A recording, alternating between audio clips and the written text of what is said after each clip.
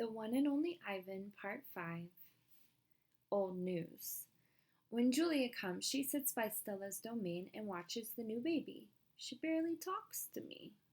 Stella doesn't talk to me either. She is too busy nuzzling Ruby.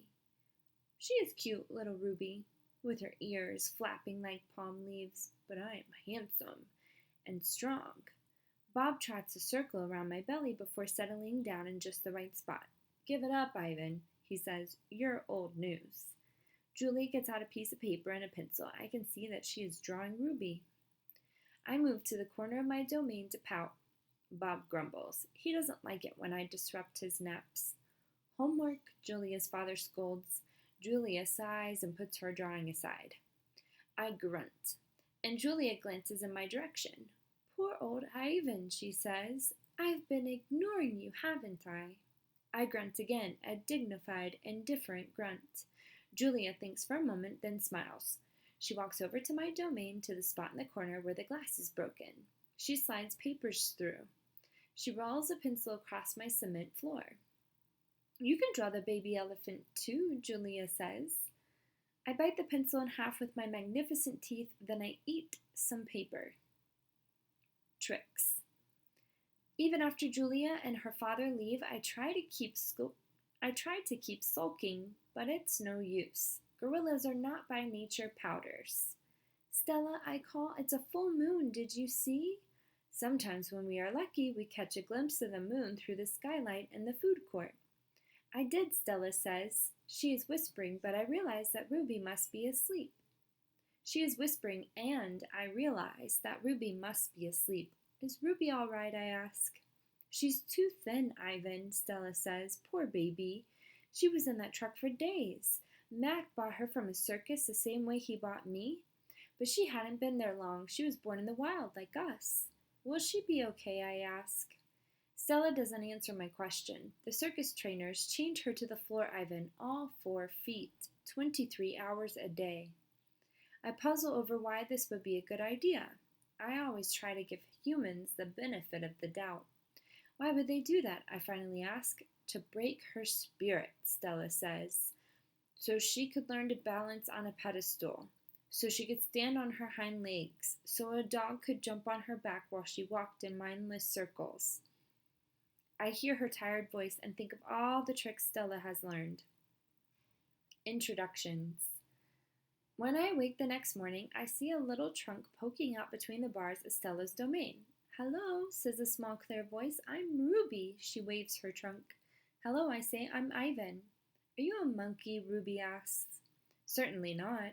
Bob's ears perk up, although his eyes stay closed. He's a gorilla, he says, and I am a dog of uncertain heritage. Why did the dog climb your tummy? Ruby asks. Because it's there, Bob murmurs. Is Stella awake? I ask. Aunt Stella's asleep, Ruby says. Her foot is hurting, I think. Ruby turns her head. Her eyes are like Stella's, black and long-lashed, bottomless lakes fringed by tall grass. When is breakfast? She asks.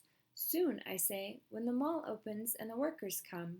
Where? Ruby twists her head in the other direction. Where are the other elephants? It's just you and Stella, I say, and for some reason I feel we have let her down. Are there more of you? Not, I say, at the moment. Ruby picks up a piece of hay and considers it. Do you have a mom and a dad? Do you have a mom and a dad? Well, I used to.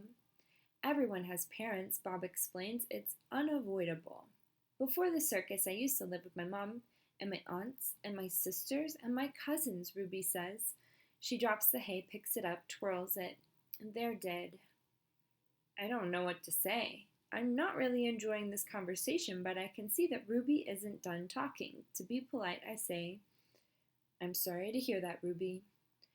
Humans killed them, she says. Who else? Bob asks, and we all fall silent. Stella and Ruby. All morning, Stella strokes Ruby, pats her, smells her, they flap their ears, they rumble and roar, they sway as if they're dancing. Ruby clings to Stella's tail. She slips under Stella's belly. Sometimes they just lean into each other, their trunks twirled together like jungle vines. Stella looks so happy it's more fun to watch than any nature show I've ever seen on TV.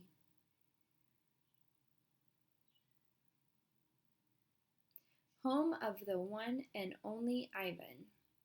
George and Mac are out by the highway. I can see them through one of my windows. They are next to each other on tall wooden ladders leaning against a billboard that tells the cars to stop and visit the one and only Ivan, Mighty Silverback. George has a bucket and a long-handled broom. Mac has pieces of paper. He slaps one against the billboard. George dips the broom into the bucket. He wets the paper and the liquid from the bucket, and somehow the paper stays in place. They put up many pieces before they are done. When they climb down from the ladders, I see that they've added a picture of a little elephant to the billboard. The elephant has a lopsided smile. She's wearing a red hat, and her tail curls like a pig's. She doesn't look like Ruby. She doesn't even look like an elephant. I've only known Ruby one day, and I could have drawn her better. Art lesson.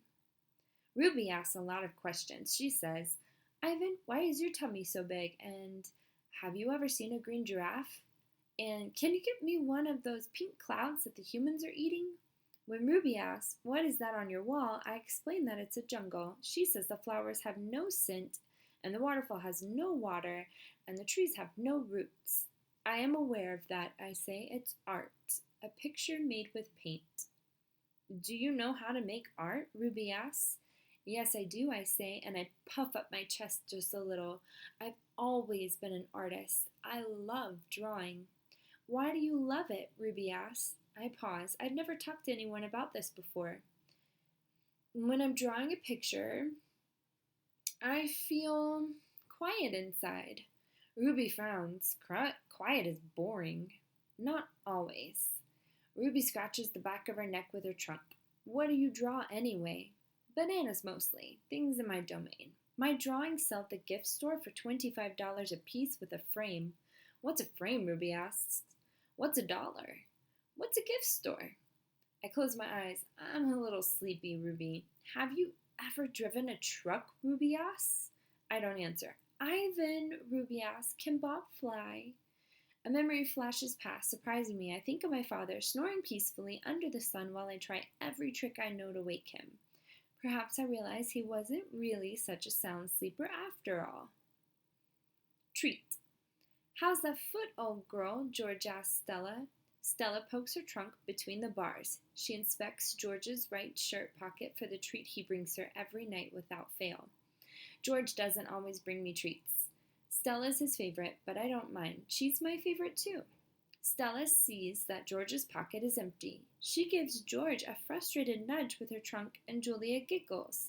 Stella moves to George's left pocket and discovers a carrot. Nimbly, she removes it. Mac walks past. Toilet's plugged up in the men's bathroom, he says. Big mess. I'll take care of it, George sighs. Mac turns to leave. Before you go, Mac, George says, you might want to take a look at Stella's foot. I think it's infected again. Darn thing never does heal up right. Mac rubs his eyes. I'll keep an eye on it. Money's tight, though. Can't be calling the vet every time she sneezes. George strokes Stella's trunk. She inspects his pockets one more time just in case. Sorry, girl, George says as he watches Mac walk away. And that's where we'll stop.